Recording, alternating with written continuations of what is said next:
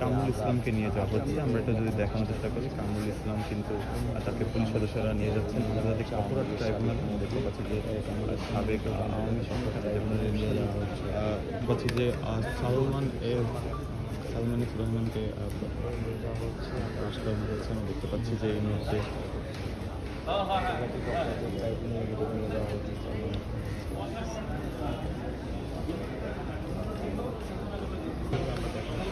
দেখতে পাচ্ছি রাশেদ খান মেননকে কিন্তু নিয়ে যাওয়া হচ্ছে। আমি দেখতে পাচ্ছি রাশেদ খান মেনন তাকে পুলিশ সদস্য নিয়ে গেছেন আন্তর্জাতিক অপরাধ ট্রাইব্যুনালে।